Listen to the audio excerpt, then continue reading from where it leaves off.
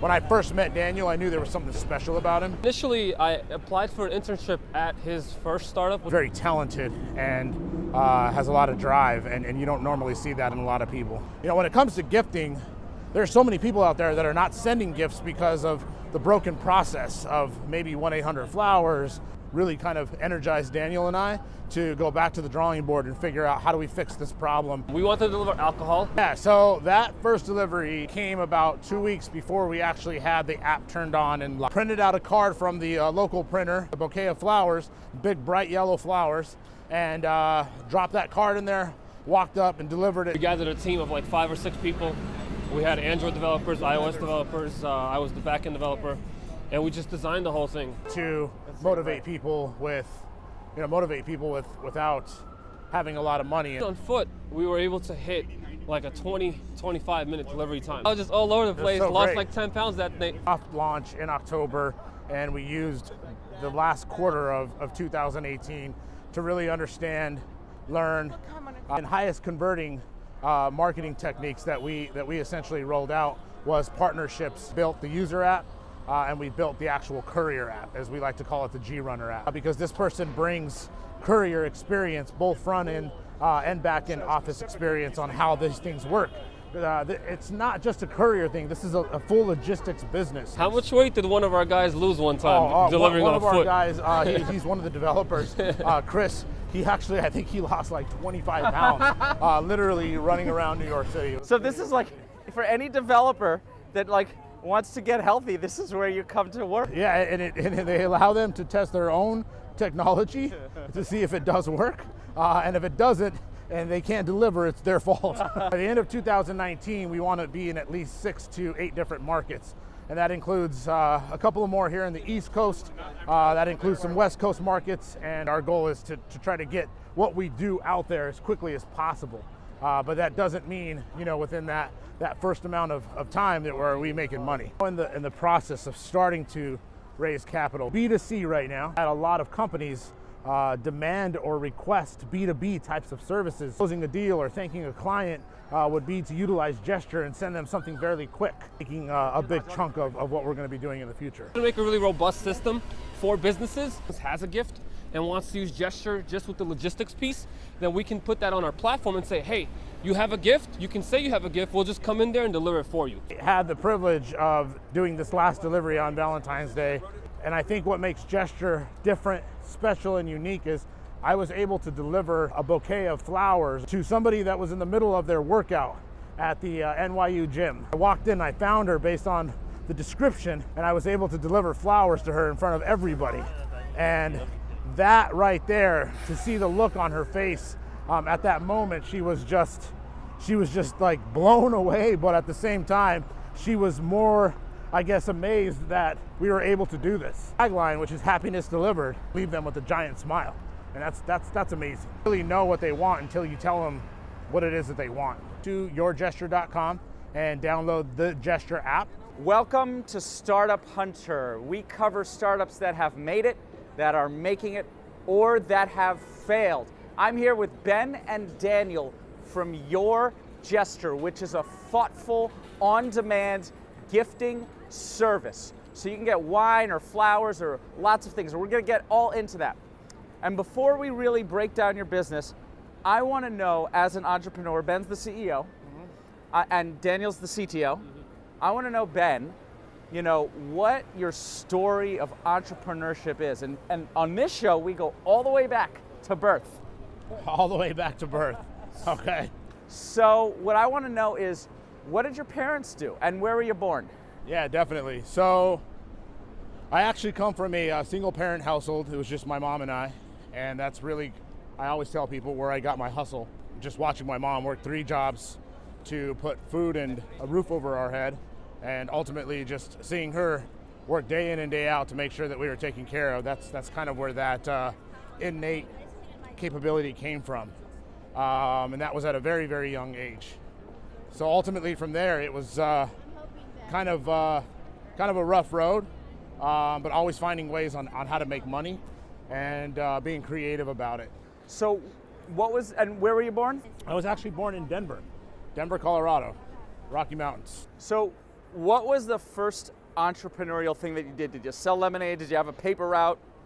Something like that? Yeah, so when I was about 13 years old, I got into computers, and I went around collecting old, broken down computers and did what I needed to do to refix them up, replenish the drives, and ultimately turn around and sell them for a profit. So that's exactly why I love New York. That's fantastic. So did that last through high school, that business? It actually did. So from there, I started to get into doing kind of the same thing with car stereos, and ultimately turned a profit on that. So it was really cool. You get to college. Was that the next step? No, so I actually didn't go straight to college. During the time that I was about 16, I worked for a Kentucky Fried Chicken. So it was basic, your KFC restaurant.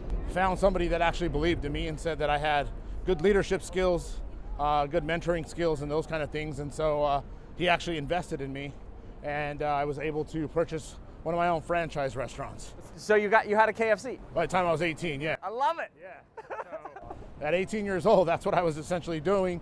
But I wasn't just any KFC. It was the most broken down KFC in Denver. It was in front of a state prison.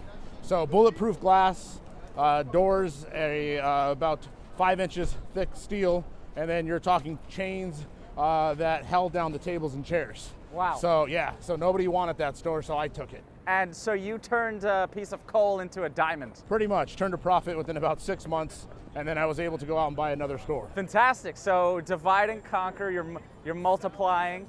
And did you stop at 2 stores? Did you go on to 16 or 32 stores? No, I stopped at 2, and ultimately I was about 20 years oldish, and I saw all my friends doing cool things and partying, and I was working about 90 hours a week, so I wanted to do something a little different. So sold out, and then kind of put myself right into college. Where'd you go to school? Well, I went to a small little college called Westwood College in Denver, but originally started at UNC. Any college entrepreneurship? So during college, no, I actually did the complete opposite. I didn't really know money management, so I spent all my money in a very short amount of time. Not growing up with money, that's technically what happens when you put lots of money in the hands of somebody that's only 21 years old. You're starting to feel the pinch from that. You tighten down, you hit the books, and this is gonna be awesome. We're going into Times Square. What was your next entrepreneurial step after that? So from there, I actually decided to continue more or less pursuing kind of the corporate route, but it wasn't until I got to New York City back in 2010 is where I started to have the entrepreneurial bug within tech.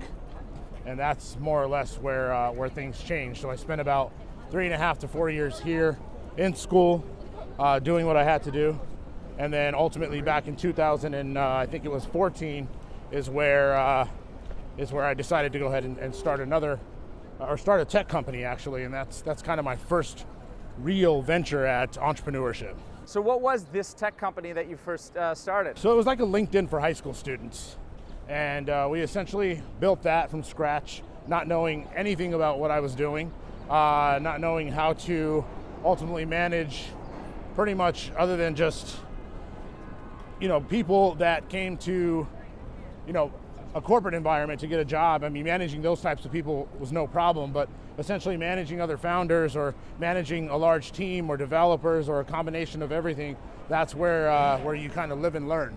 Did it have a business model? Yeah, business model was obviously focused around those that are between the ages of, I think it was 14 and 19 at the time. We wanted just to kind of do everything that LinkedIn was doing for these high school students. And what kind of KPIs were you putting on that? Like, what were the outcomes that you were looking for? Yeah, well, we wanted to go out and and get into just about every school that was out there. But ultimately, when you are dealing with students of that age, anything that you tell them they have to use, they don't use it. Right. And so that demographic is extremely hard to keep focused. So ultimately, the KPIs specifically were just, trying to get as many users because that type of platform survives off of having the more users. What were some of the biggest challenges and solutions to those challenges you found doing that platform? I would probably say keeping users engaged at that age. Yeah. In terms of their attention span or ultimately their thought process. is very short. So within seconds, they can become very bored. And then if you don't have anything to keep them engaged, they're out. How did you keep them engaged? I didn't. So Thank you for the vulnerability. Absolutely. That was probably, again, one of the biggest challenges. However, I'm not sure if this kind of fits in, but if it wasn't for that venture, I wouldn't have met this amazing person right here. So you were on the platform? Not on the platform, but I was working initially with him. Yeah. Working, they hired a few interns, and I was set to develop one of their applications. So we'll get to that story, actually. It's an interesting story. Okay, so let's continue. What was the name of the platform? Yeah, the name of the platform was Younster. So you feel you didn't keep them engaged, so felt it was like a failure? Pretty much. I mean, ultimately it was just really hard just to keep them up and running, keep them going, and then constantly re-engage those that were engaged. It just takes a lot of capital and a lot of time and money. If you could do it over again, would you? And do you have like a different approach you would take? Yeah, absolutely. I mean, I would definitely go back and try it again at some point in the future, knowing what I know now, based on what I did not know then. And I think that's kind of the cliche way of, I guess, people's thought process, but it is truly a learning experience as you're going through it. You're constantly learning something new every day. So what do you feel you know now that you could have applied 5 years ago? Oh man. Give me one thing. Gosh, the list is so long. I would probably say understanding the technology stack probably much better now than what I knew then in terms of what specific types of technologies to use and why, and the purposes behind those, and then also finding those that really share that same vision. Yep. Daniel, how did you meet up with Ben? So actually, it's funny you asked that. Initially, I applied for an internship at his first startup, which was Younster, like you said. And I applied as an Android intern. At the time, I was developing Android applications. And essentially, it was just a few people, maybe 5 or 6 interns, well, with my group. I don't know how many other people they had. And I wasn't chosen. I wasn't chosen to actually make the app. There were two phases in the interview. One of them was develop an executive document of how you're going to build the app, what you're going to do, and design it. So I did everything. The executives loved it. But the second interview is actually presenting to high school students. And at the time, I made a PowerPoint. My PowerPoint skills are probably the worst in the world. And I still have this PowerPoint to this day, and I laugh at it every single day. I didn't get chosen. High schoolers were like, hell no, this thing looks like crap. It sucks, no way in hell. And that was it, Younster never chose me, and then a year passed. I get a call from a number that I never had saved. And he was like, this is Ben, do you remember me? I'm like, Sure. I guess. I mean, I'm kind of doing some stuff right now, but yeah, sure. And he was like, working on this new thing, blah, blah, blah. You want to come in? And I'm like, I'll give some thought. Eventually, I came in, and this is where we are. That's how we met. I failed his first internship. So you were coding on Younster? Yeah, I was trying to, never made it. So, that was that. So how much time passed between the end of Younster and the start of Gesture?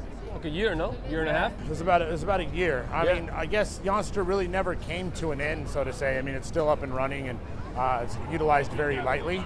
But ultimately, in that time where Daniel, I guess, parted ways based on not being chosen, it was about a year later where I actually was able to touch base with Daniel again.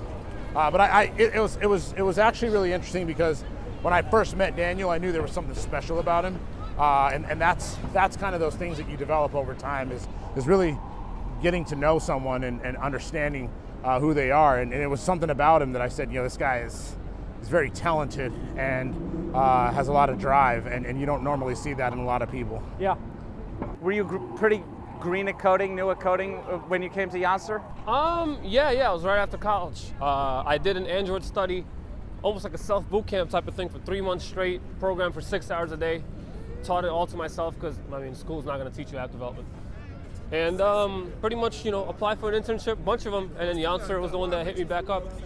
That's where it went, So even though he's really fresh and really new, and I can tell you having coded for over 20 years, it takes a long time to know how to not waste time. Yeah. You still saw something in him. Absolutely. Let's talk about Gesture, which is an on-demand, thoughtful gift service. Think wine, think flowers. Don't forget the tangibility aspect to that. Oh well, yeah. There's you can write a little note, which is really important. Very personalized. In the app, and that gets delivered to whoever you're thinking of, whoever you're having those thoughts of. So how did this idea come to you? So there's a multitude of different things, and this is kind of like, I mean, it was a multitude of being part of a dating app that this other dating app didn't work. So you tried to make a dating app? No, it wasn't me. I was actually working with another developer that wanted to create a dating app, and at that point he decided to go another route with that dating app, and so the intellectual property piece of Gesture I kind of had set forth for that dating app, but I guess it kind of it spins a little further back than that. So Daniel and I talked a little bit about this one night, where we said, when it comes to gifting, there's so many people out there that are not sending gifts because of the broken process of maybe 1-800-Flowers, or ultimately all of the different gifting companies that are out there that are three things. Number one, they're very complicated to use. Two, they're expensive. And three, they usually end with some sort of disappointment in terms of what's delivered or what wasn't delivered, so to say. So, those were some of the things that really kind of energized Daniel and I to go back to the drawing board and figure out how do we fix this problem when it comes to gifting. You guys were both really involved in the process from the start. Yeah. Yes, from the very start. What was the first thing that you tried? That needs a whole nother interview. We're only 16 minutes into an hour interview. Yeah, no. I'll let Daniel answer this one. Yeah, so when we first started working together, obviously flowers was a default kind of product that we knew we had to deliver. If you're going to be a gifting company, flowers is definitely in a lot of the holidays.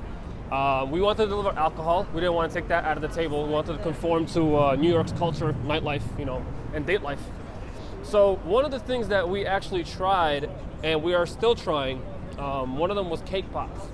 The little chocolates on a stick that you get from Starbucks? Cake pops. Cake pops, yeah. Yep. We had amazing packaging. Like, we had a wooden box with this confetti, and it's really cute. Ben can show you a gift afterwards. And we never went with that because it was, I don't know, I guess maybe the packaging was too expensive, it was inconvenient. And that kind of shaped the way we actually started making the application. Okay. Because we noticed that if we're gonna do such an on-demand type of platform where it's under an hour, we can't have our delivery men wasting time, with really, really complicated packaging. So we have to simplify the process. So we're still working on that specific product. Okay, so you really say we want to do something with on-demand delivery. Yeah, that is what Gesture's about. I mean, that's not easy. No, not at all. Like, what was the first delivery that you tried? So Literally, tell me the customer, tell me what they ordered. Yeah, so that first delivery came about 2 weeks before we actually had the app turned on and live for anyone to use it. It wasn't even, you couldn't even download it off the store yet. And I got a call from somebody and said, I really need something delivered to someone right now just because trying to leverage this relationship. And at that moment, I decided, okay, I can tell this person no, wait a couple of weeks, or figure out how to actually deliver it. Right. So what I did is I kind of took it into, I guess, my own hands, and this is really where I started to become even a bigger believer based on, what we were doing. Printed out a card from the local printer, laminated it. It was just our Gesture logo. Went out, bought it was actually a bouquet of flowers, big bright yellow flowers, and dropped that card in there, walked up and delivered it to, it was actually called Entrepreneurial's Roundtable. Yeah. And yeah, it was basically ERA. Yeah. Yep. It's like, it happens right around here. Yeah, actually, yeah. One really important thing about tech companies, they get too focused on the tech and forget about the experience. Definitely. I don't really think you need tech to, prove a concept. And what I really like about that is, you're getting demand for your concept without any, tech built. Correct, that's exactly it. Yep. I think that's really key. You do this first delivery, you're working on coding the app, I assume? Yeah. We actually, we gathered in that time frame It was about like 9 months after Ben and I first started from clean slate. We gathered a team of like 5 or 6 people. We had Android developers, iOS developers. I was the backend developer, and we just designed the whole thing. We both the apps, both the courier platform and the user platform. Okay, pause. I'm hearing 3 developers.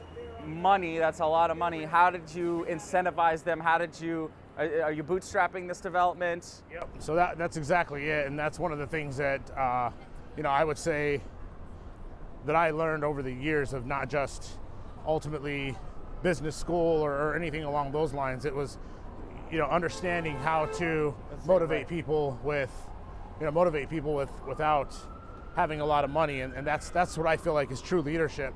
So ultimately, we bootstrapped this all the way to this point right now.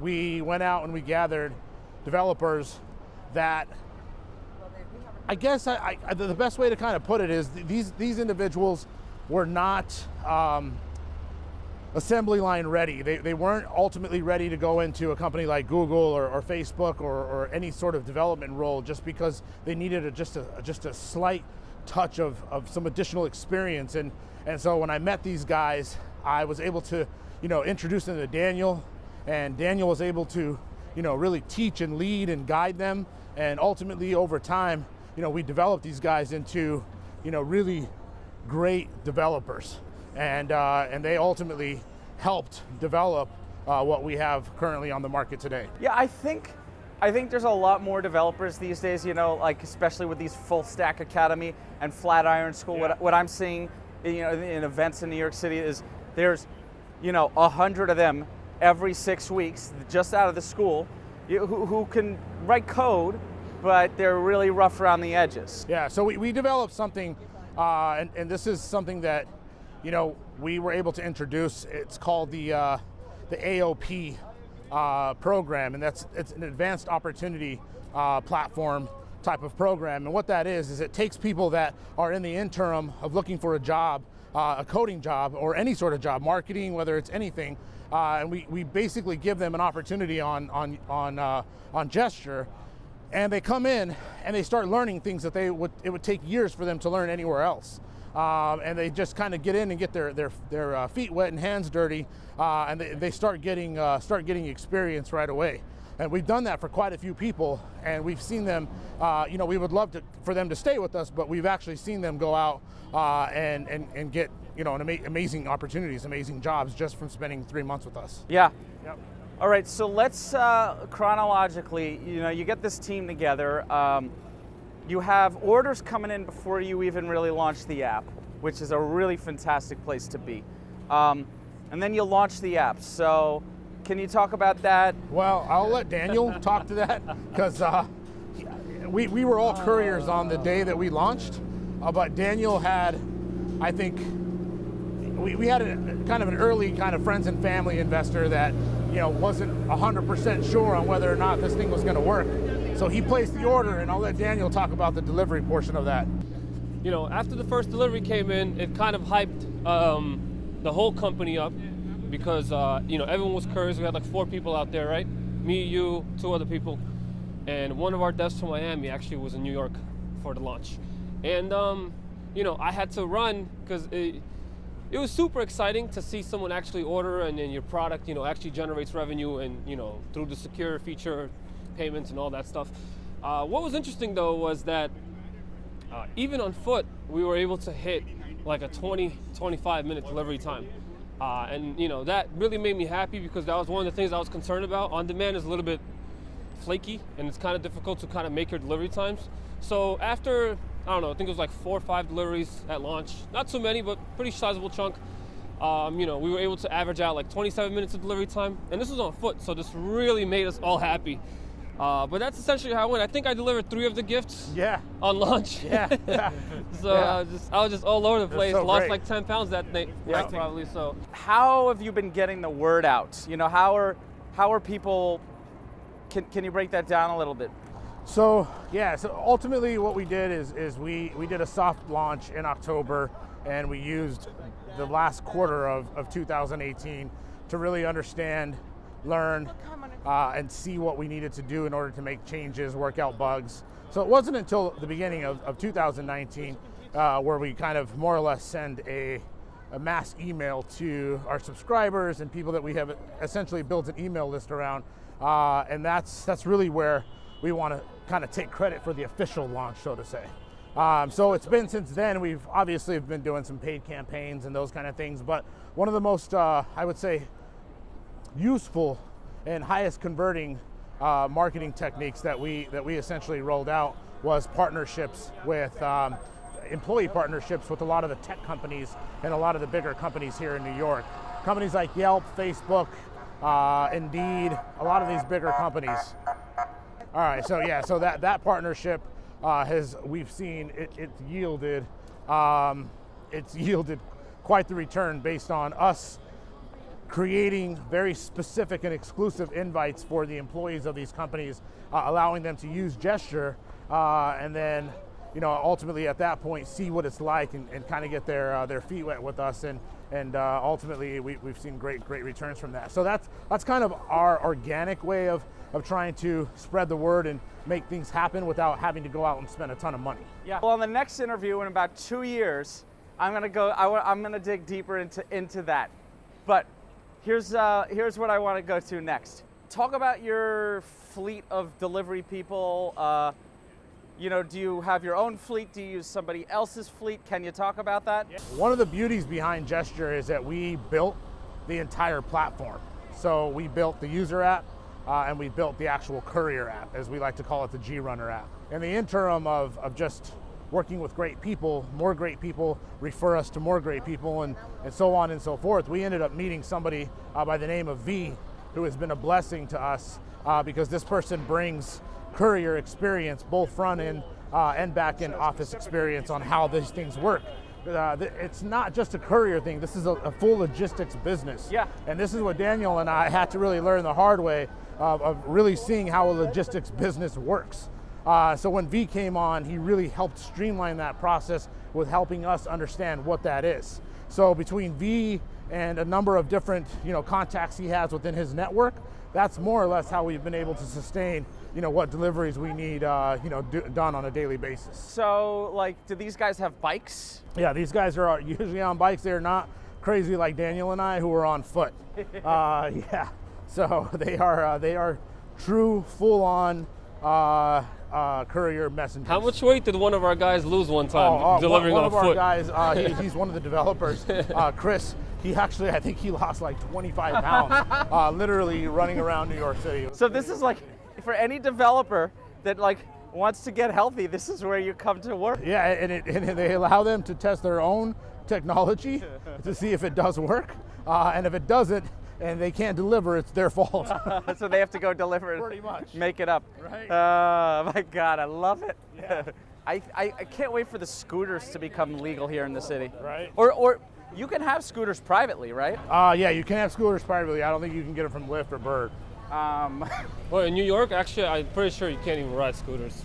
Not technically, not even legal, but yeah, I've seen lots of scooters around. Unless they're not no one, supposed to be riding. they're not supposed. No one's stopping them. I'm pretty sure you're not supposed to ride anything. Got it. That's why Lime is in New Jersey, not New So York. for those of you who are not in New York City, let me just paint a little landscape for you.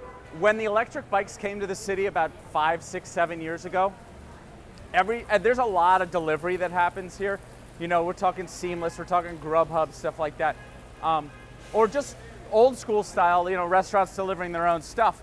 All of these delivery guys used to be on bicycles, and then they sort of switched to electric bicycles. And I'm surprised. Maybe we've seen one here on the episode, but there's one right there. That's with the orange box. Can you talk about? Okay, which actually brings us to the perfect. Yeah, my phone's waterproof, iPhone 10. It actually brings us to the perfect transition. Let's talk about competition. So, who do you see as your competitors, and talk about that? So Daniel, you want to answer that one?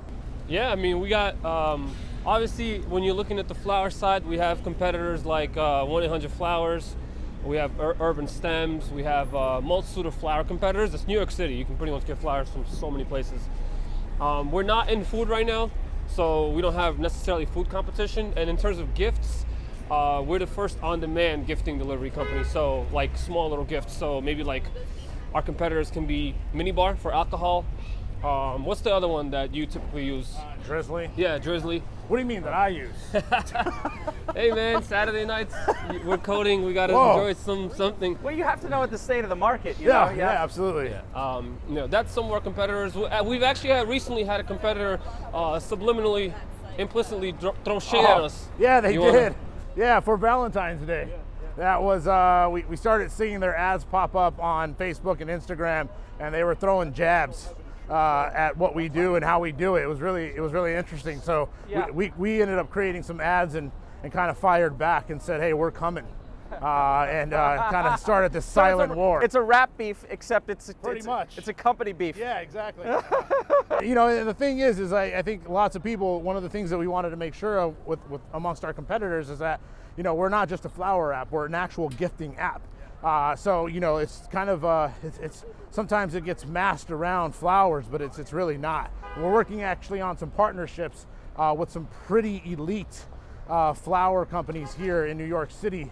And once we close those, one in particular, I think it's going to be really, really hard to compete with Gesture. Okay, so you're only in New York City, Only in New York for right now.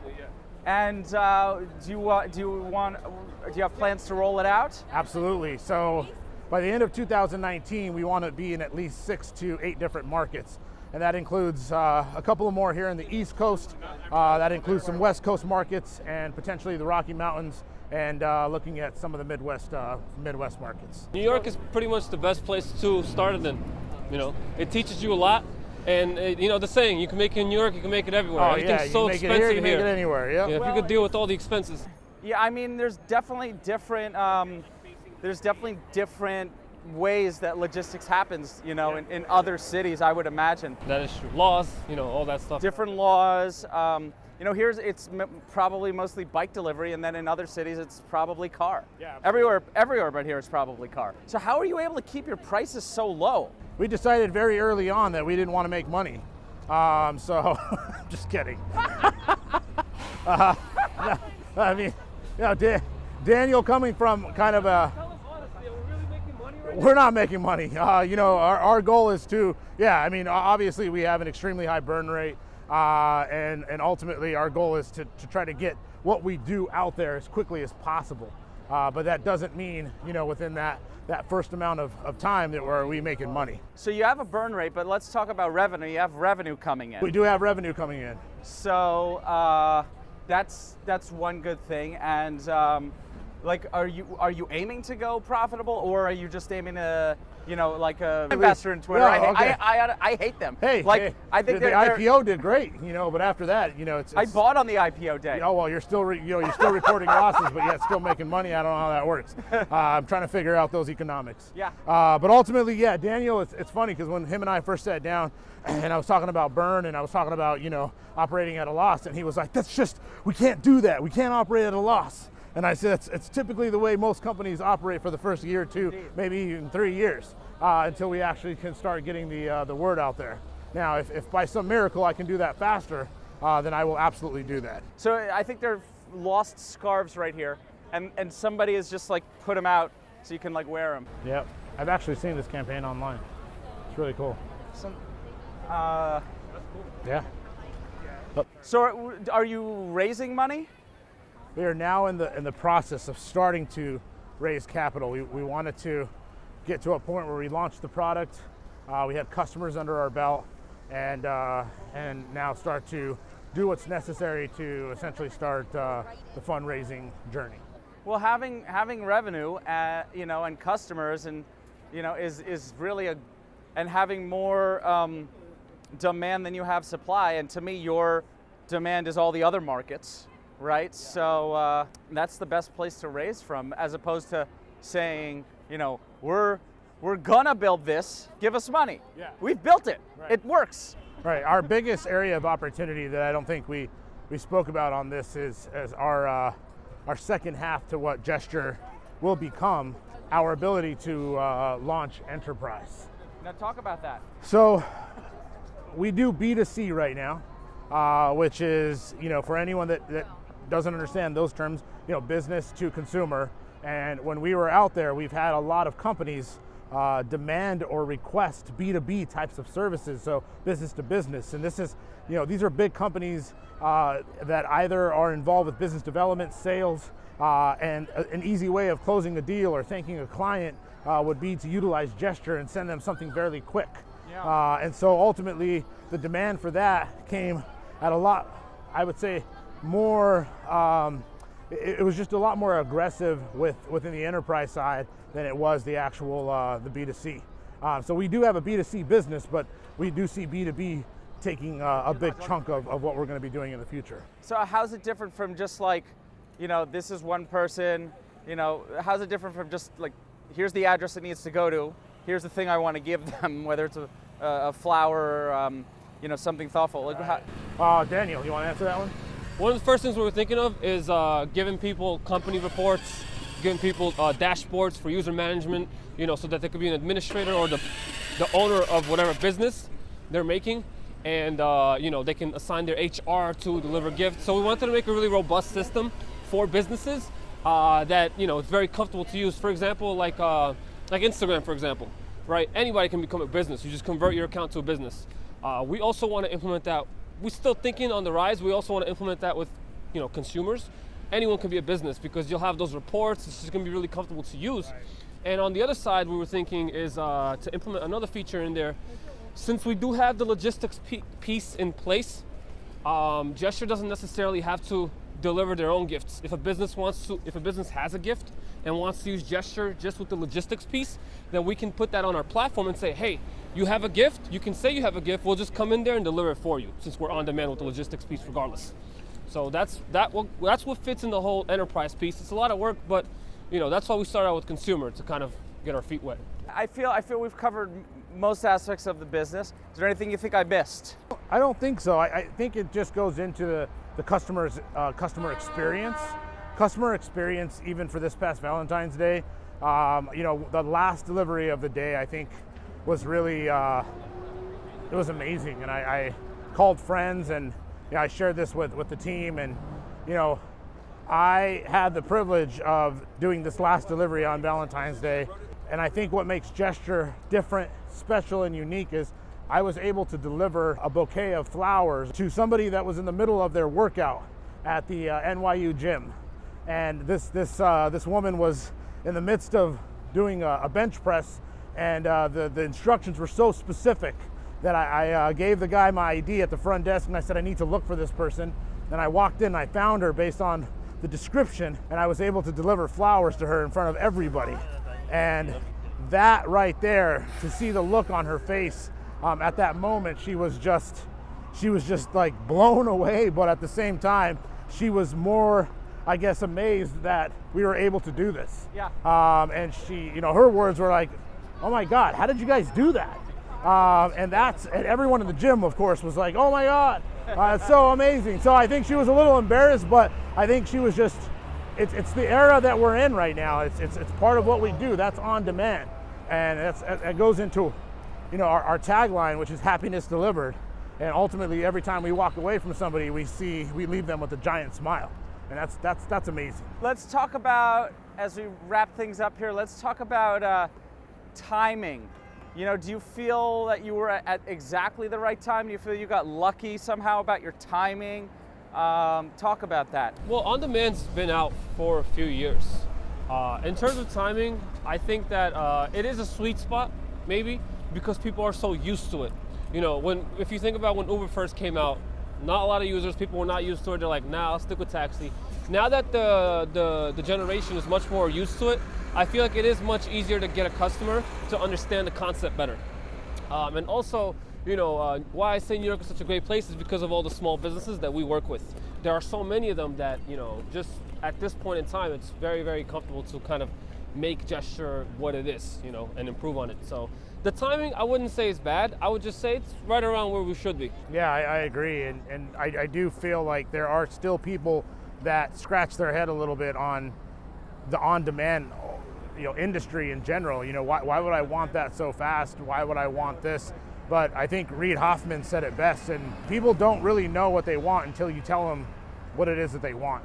The thing is that when you simplify a process, whether it's timing, whether it's affordability or simplicity, people will use it. It's easy enough to use, especially this generation more than anything. They've grown up with that specifically. Getting things very quickly, and that's ultimately what we wanted to do, but we also wanted to do it with the form of tangibility, and we're on our way to accomplishing that. So I think timing did play a little bit of a role with that, but I think it's also just making sure that we have a product that people want. Well, I want you guys back in 2 years when you're billionaires. We want you back, man. We'd love to have another interview in 2 years. Absolutely, that'd be great. So thank you so much.